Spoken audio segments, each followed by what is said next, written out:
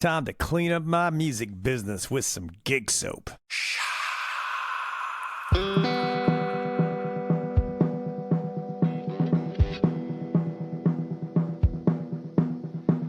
Take me through the water. Welcome to Gigsoap Podcast. I've got a good friend on, Chris Haghirian. And Chris and I have known each other a number of years. Chris is very prominent in especially the original music scene in Kansas City, has had a huge influence on just everything that has happened in that scene. He's been a go-to guy for booking a lot of events that involve original music. I remember the first time hearing your name, I'm just thinking, trying to figure out who is this guy? And then I think we met down at this little pub or something downtown somewhere. I I don't don't remember I what don't it was. remember that. Yeah, I picture it, but I don't remember what it was. And I just remember you starting to talk about just this, you were working for the Star, I believe at the time, and you were just talking about how you could just tell how much passion you had for original music, local music, and helping artists out. And then we started working together on Plaza Art Fair, and it's just kind of grown from there. But It feels like man, welcome. that's a dozen plus years It had ago. to be. Yeah, I'm sure I I think have it had. notes of it somewhere, but But yeah, man. So now Boulevardia, I know your huge role in that event just as well as crossed the others. 10-year mark. Nice. How'd it go? It looked good. I haven't heard officially or anything like that, but it was a crazy day. That was the day of the No Kings protest, and Yeah. that was interesting. Where we know a lot of people went to that, and then a lot of them came to the festival, and then kind of that vibe kind of carried throughout the day. Talked about on stage a lot, and kind of empowering. So that was something you can't plan on, those kind of moments. Hmm. When it's this, like we were just talking about before this went live, substitutions of acts. When anything adjusts to the norm, that can create a cool moment. And having a giant protest around the world that day, that afternoon, um, a few blocks from where we were, made it a cool moment for a lot of things.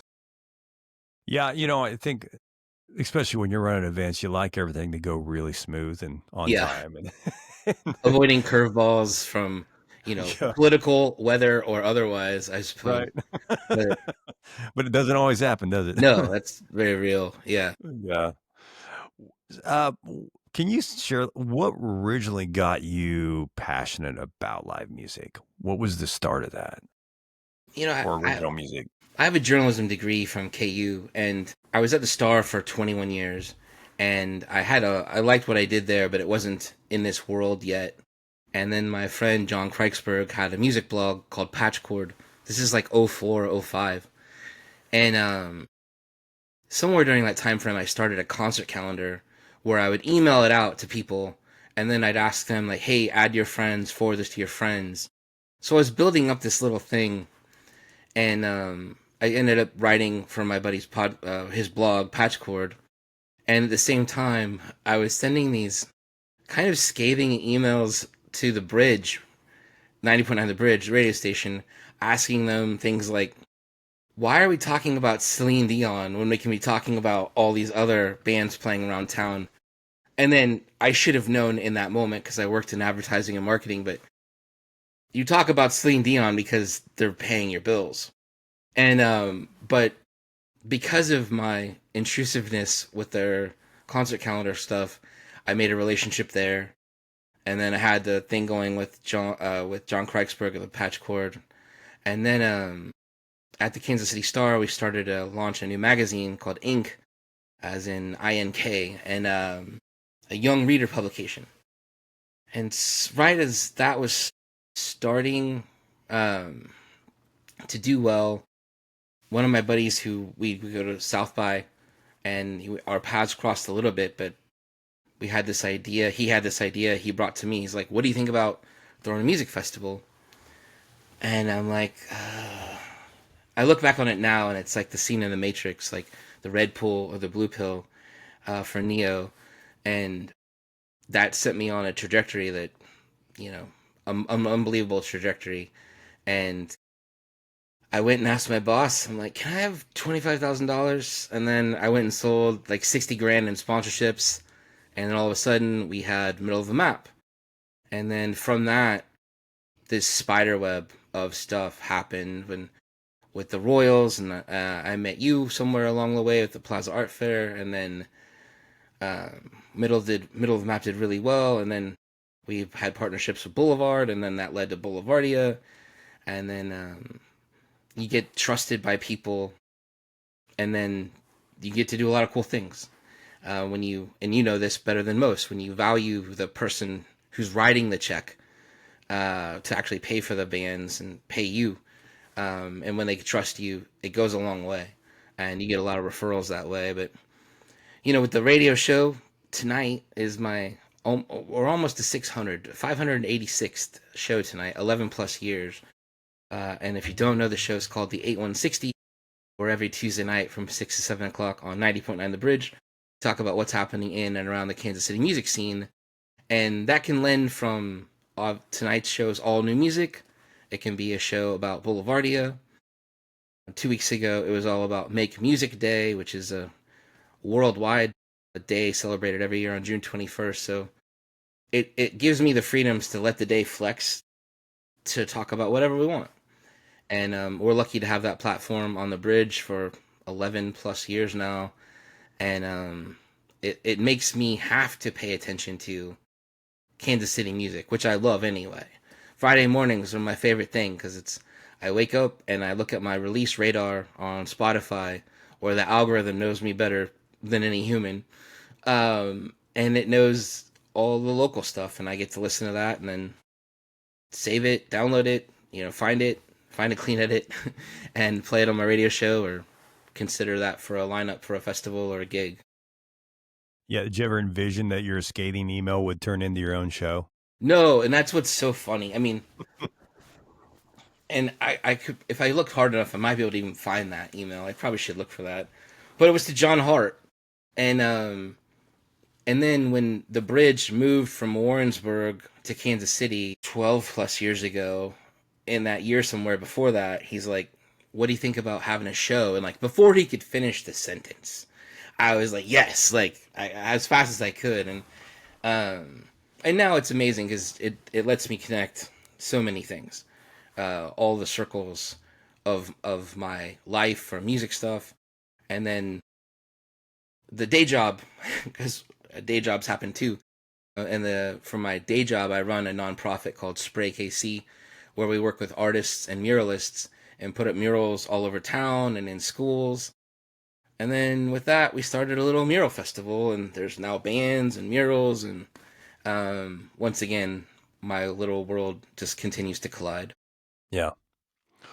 Um, what are some of the acts over the years that you've worked with that you've really seen kind of take off from a local level to beyond that? I mean, one of the most fun ones perhaps might be like Madison Ward and Mama Bear, where one day they're playing at Crossroads Music Festival, and then I remember I hit him up to play Plaza Art Fair, and Plaza Art Fair is always in September, and it's always the weekend of Americana Fest over in Nashville, and I'd hit him up, and they're like, I don't think we can make it. We got offered to play this like private showcase for Eddie Vedder or something like that in Nashville before we play Americana Fest. And then fast forward to like March, and they're on Glassnote Records, home of like Lady Gaga, and fast tracked there to release a single because they got this little gig on Letterman, and they're on Letterman playing silent movies, and that single, if that was on a Thursday night, the single came out on Friday, and then it feels like a week later or 2 weeks later they were at South by Southwest, and then they went on to do Europe and things like that. So that was fun to see that trajectory, and that's what we want for all of our friends. And I think even a little bit of like Radkey or Black Star Kids or Greeting Committee, where you saw this happening here in Kansas City, and it built, and all of those bands went on to play big festivals. And um, Greeting Committee, they were supposed to play Bonnaroo, but Bonnaroo got canceled because of rain. Again, third time in 5 years. But they were supposed to head straight there from Boulevardia. Played Boulevardia and got off stage at 7:30 on Saturday night, and then play Sunday afternoon in Manchester, Tennessee. And they wanted a hotel room in Kansas City. I'm like, how? I've done the math. I've done the drive. And I'm like, I don't think you really need a hotel room. I think you might need a driver, because it's a 10-hour drive from Kansas City to the stage at Bonnaroo. But it's fun to watch things like that build. And then, too, I mean, just it's fun to watch bands you love do what they do. And a band like Hembry, who I'm friends with so many of those guys and have been for so long. And, they're out there still doing it, and they're getting good tours and good support gigs and have placements on TV shows. I just saw one the other night. It was a while ago, but from Hembry in a show called 13 Reasons Why. They are literally the only reason to watch that show. But it's fun when your friends find success and you can all celebrate that a little bit together. Yeah, that greeting committee story is pretty crazy. I think it was during COVID I interviewed their manager, who she started as just one of their friends, right? There Uh, in probably Peyton Merrick. Was that? Yes, Peyton Merrick, that's what it was, and now Yeah, she's and like working for a huge agency out in California. yeah, she recently left the agency and is now working for Core Productions. But she was out in LA and she was managing the Rex, and I'm not gonna remember them all now, but she had probably AWOL Nation. She had like 10 or 12 bands under her umbrella and was still working with the greeting committee. And but they were all kids.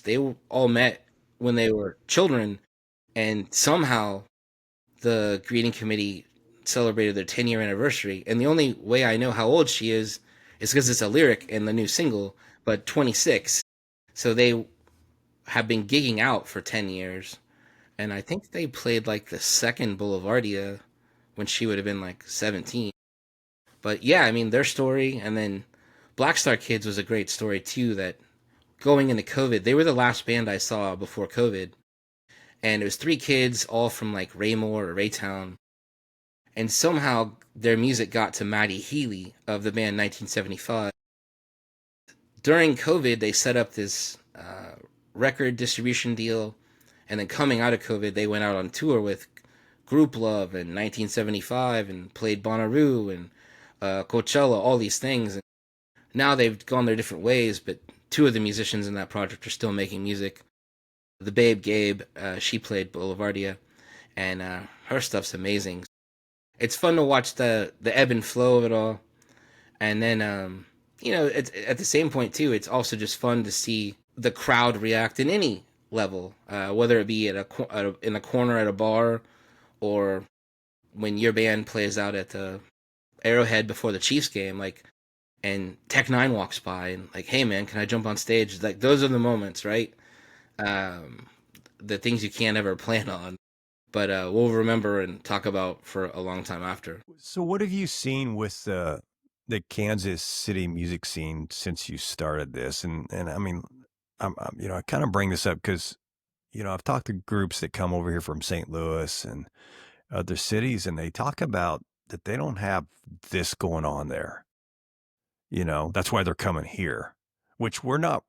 I wouldn't say if on a national basis. I don't know that we're known for our music scene, but yet in my opinion, it's thriving. What do you think?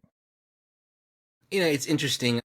I feel like we were in a really great spot before COVID, and then I think still since COVID, original music is still trying to recover a little bit. And definitely our friends who have cover band projects and go that route. And a lot of original musicians have multiple gigs, and one of them's probably that. That stuff's doing really well still, but I still think there's plenty of room for original music to grow.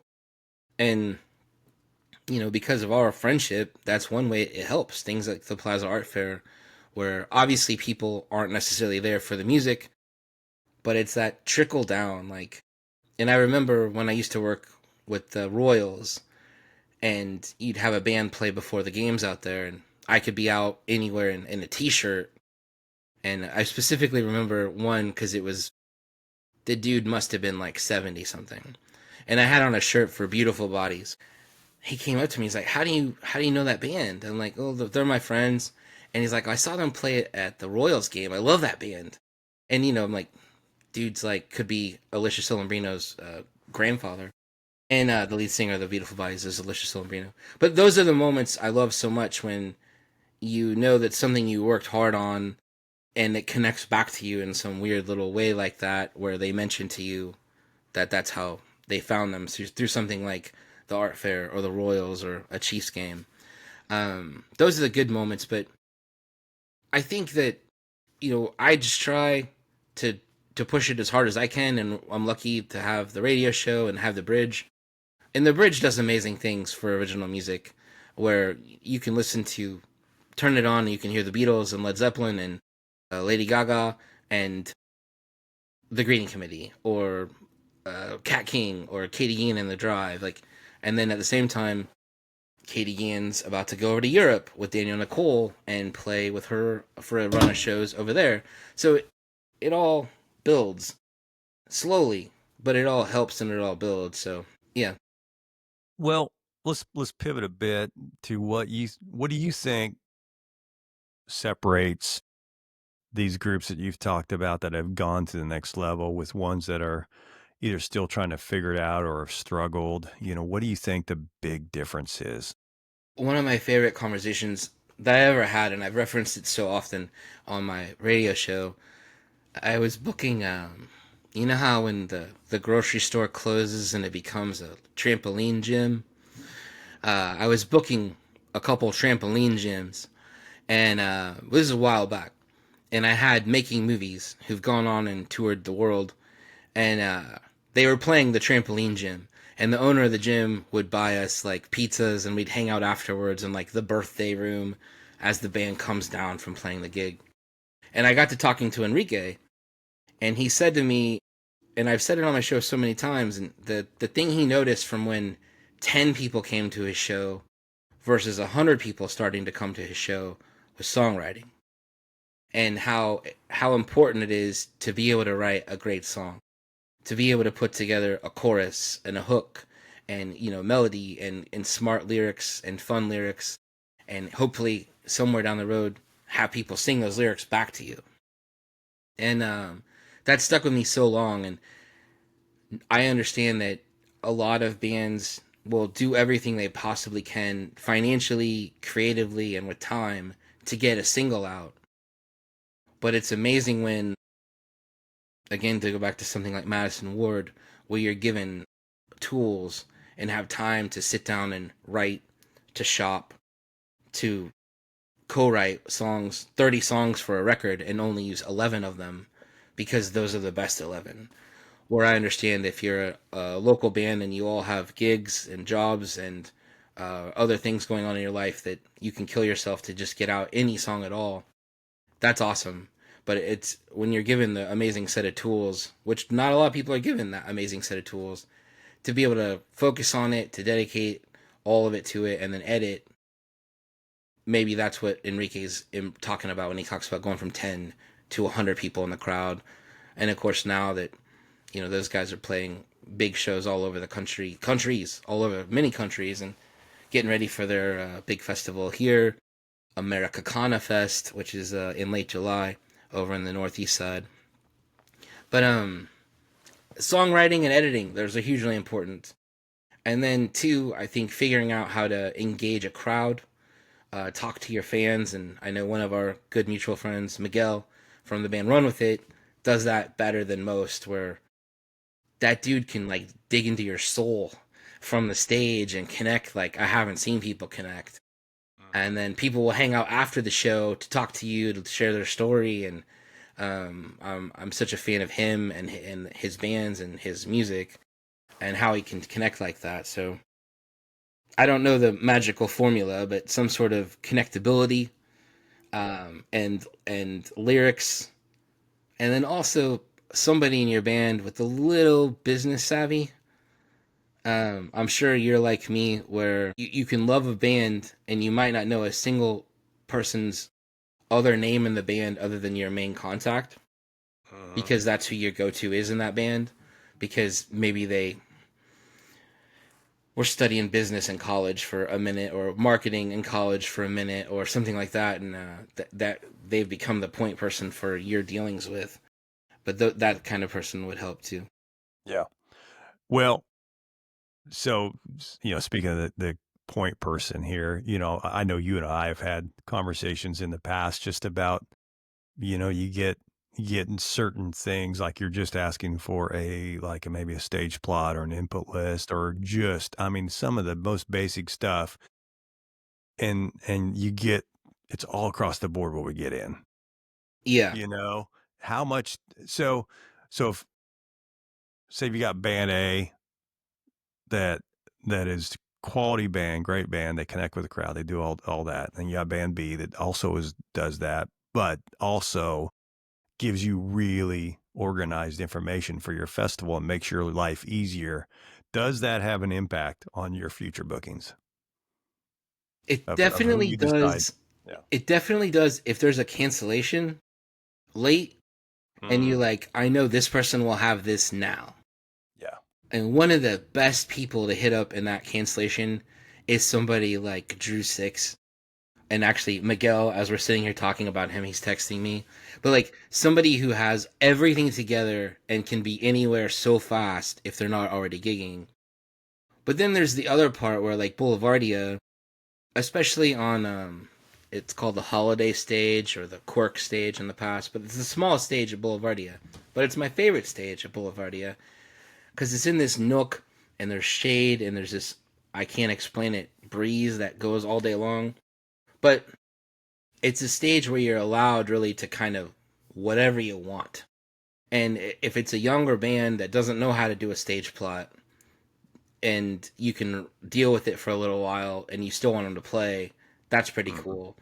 Yeah. And then too, the fun and silly thing about Boulevardia or any festival is if they normally play as a 5 piece, but now it's Boulevardia, now they're like a 12 piece. And one act I had as a 4 piece played as a 9 piece on the smallest stage, and you get these texts and emails like, "Can we bring backup dancers? Can we bring confetti cannons? Can we bring this? Can we have wireless mics?" I'm like, that stage is 10 foot by 16 foot, right? Like, um, but those are the fun things. So sometimes you roll with it if you know they don't have it all figured out.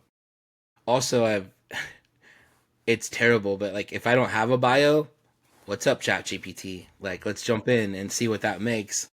And sometimes, if you can give it enough content, it can create some interesting stuff. Yeah, but promo shots, those are hugely important. And I've done that where in the past someone's grabbed the wrong promo shot, and it had somebody who used to be in the band who there's probably a relationship with that is no longer. And unfortunately, sometimes that gets pushed out. And you don't want that to happen. But to have those at the ready, you should have a promo photo, a W9, a stage plot, and a bio, and your links ready to go. And there's a few people who do it really well. And then at this point, and I'm sure you can relate as you've done this for so long, you probably have half that stuff already on one of your computers. How many W9s and stage plots and promo photos do you have just on your desktop?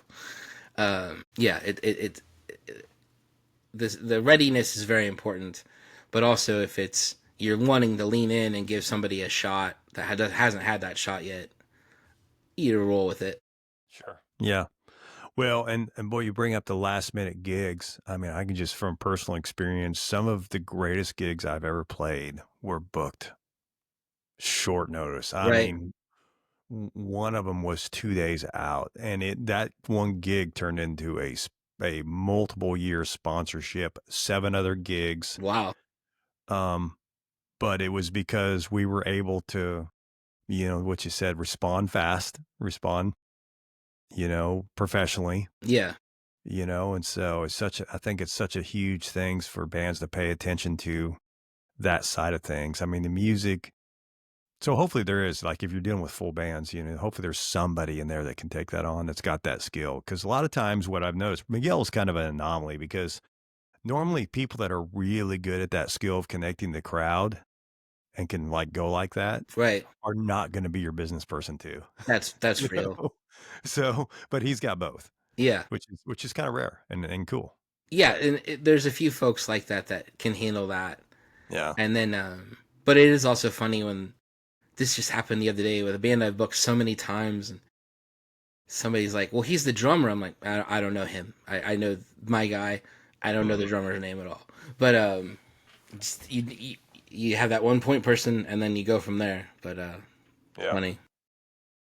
Where do you see this scene here in Kansas City heading? I mean, we've got the World Cup coming up next year. That's going to be potentially very insane. Yeah, I What are mean, your thoughts? every day I'm in meetings about World Cup stuff right now, and I don't think we're ready at all for it. And I think with the World Cup, obviously during the NFL draft, there were the big concerts that happened. There was a Thundercat and was it Motley Crue and somebody else. I think those things will happen, but the difference between that and the World Cup hopefully will be they say people stay for 6 to 9 days who come to our town, and I definitely think the low hanging fruit will be jazz and barbecue when people come here.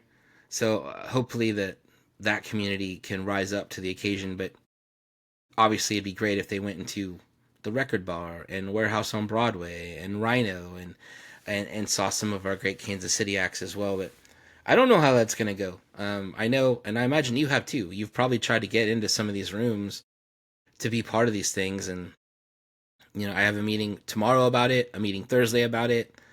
I had a 2-hour meeting about it yesterday, and everyone's just trying to find their place in the World Cup ripple of it, and hopefully that works. But yeah, it'd be fun for to see somebody else have a good rise, and I imagine Tech Nine will get a lot of accolades, which is awesome that he has that had that success. But it'd be cool to see some other folks, take that dive and jump off of it. Well, speaking of last minute, I'm expecting a lot of last minute stuff. I There's mean, going to be people that forgot to book their entertainment for something or made a late call. yeah, And I mean, with an event that long, I mean, I heard the other day, um, if somebody just rented their house out for 4 weeks for $85,000, my God. I'm like, my wife and I are talking like, well, could we go somewhere for 4 weeks? You know? Yeah, I'm sure that's going to continue happening because it sounds like we don't have enough hotel rooms and Right. places that have made illegal Airbnbs, like Parkville just changed the law for the World Cup. Yeah. I'm sure that'll continue to happen. But I guess we hope that they go in to check out other shows. And I know I'm not normal, but I know whenever I go to any city, my destinations always include I want to go to all the clubs and venues that I've ever heard of in that city. So hopefully we've got some music nerds, as well as soccer/football fans coming to Kansas City from wherever in the world and want to see those bands play. Yeah, for sure. So you're talking a little bit about like this new artist that might call you up and you want to give them a shot. And so I mean, if you had a chance to sit down and had 15 minutes with this group and this artist and give them any advice and knew that they were going to listen, what would you what would you want them to take from that conversation? Um, as far as the booking or In any part. I mean, just anything that's going to propel yeah, them. I would encourage them. I think the importance of a Spotify band bio is so important anymore because Instagram gives you like 20 words. Everybody wants to do well on TikTok, but that's so hard. And then Facebook has made it so much harder to do anything on there. But I think the great starting point is Spotify, and how it's so important to have your information there, and you can link to your Instagram and to your Facebook from there as well. Um, that and sincerity, and don't lie, because this town is the size of a thimble. When you get into the pocket of people who get to do cool things, and a lot of us talk a lot, and some of us have trunk emails like whatever at music.com, or boulevard music at boulevardia.com, or something out there for Irish Fest like that as well. And so you don't know who you're always emailing, but the people that are getting that email probably know more about you already than you would give them credit for. So don't lie, be sincere, and Be nice. yeah, be nice, and Yeah. prompt. That's a good thing. I never need you to call me. I know that. Emails, those are great. DMs or anything like that, those are also great. But it's crazy how a phone call will stick out. Uh, I don't know how you feel about phone calls, errant phone calls. A phone call, you're like, "Hey man, do you have a minute? Can I give you a shout?" Is one thing versus just continuously calling. Um, but yeah, I mean, respect the people's time, because everybody's probably doing 75 things the same way you probably are as well. Yeah, I would say there. Oh, and don't wear shorts on stage. That's another big one. And I didn't complain about it at Boulevardia because it was really hot. But man, especially if you're playing an indoor show, they got air conditioning and you're wearing shorts on stage. Respect the stage. Don't wear shorts on stage. That goes in my notes for art fair every year. And last year I had a band on that had never played, and they talked to their friends who had played before, and they're like, "Is he serious?" He's like, "Yes, he's very serious. Don't wear shorts on stage." And I know during art fair it can get a little warm. It can also get a little cold. So there's just your set's not that long. You'll be okay. Um, yeah, I would also say when you get to a gig or a venue or a festival, if you're in the band, go shake the hand of the person running sound. Shake the hand of the stage manager. Thank the people that are there. Introduce yourself, because that can go a long way. Just making that connection, and those people see a lot of music, and Yeah, and how small is that world? oh, it's even more small. And if you want that job, they're hiring. If you want to run Yeah. sound or production or be hands on a show, um, yeah, if you can get those guys to like you, they're the most jaded of people. But if they like your music and then they tell their friends, I get those texts. I love those texts when it's the most jaded of people who help put together events, and you get a text and a video, and you're like, "Who's this? This is amazing. Make sure you book this band." That sort of stuff. Those are so helpful, because this can also have this decision fatigue of this weird little world that we've carved out, trying to always think about the next random text message you get about, "What do you think about this for this?" I'm like, hang on, let me jump out of the cloud I was just in, working on whatever that was, and open a new spreadsheet and let me think about this in terms like that. But I feel lucky and blessed always to be able to help get to do these things, and trying to create a cool thing for other people to go experience. How many texts do you think you get a day? Oh, dude. I mean, just since we've been sitting here, I don't know, there's 10, 11 since we've been sitting here. The fun ones are the music submissions. Those are my favorites because of the radio show. Because I'm always seeking out stuff, but you can't seek it all out. So I love that stuff comes in like that. And then when I can sit down and throw it all in a folder and listen to it all, that's the best stuff. And then there's a lot of times where if I get it on a Saturday, Sunday, Monday, and I got my show on Tuesday, it might end up on the show on Tuesday. If it's 3 minutes long and I got a 3 minute hole, and you got a Never show know. coming up next week, and I can make play the song and promote your show, that's the greatest. And when people don't expect it, they just think they're sending it in randomly, and then all of a sudden, here we are playing it. Chris, man, thanks, bud. This has Yeah, been fun. absolutely. Yeah. Thanks for having me on, and I'm lucky to have known you and got to do so many things with you and run silly, crazy ideas by you, and have got to have you play fun shows at festivals and things like that along the way. So appreciate you and what you do and this podcast. That's awesome. Yeah, man. Well, excited for another art fair with you. And Yeah. yeah, so hey, you've been listening to Gigsoap. Thanks for joining us.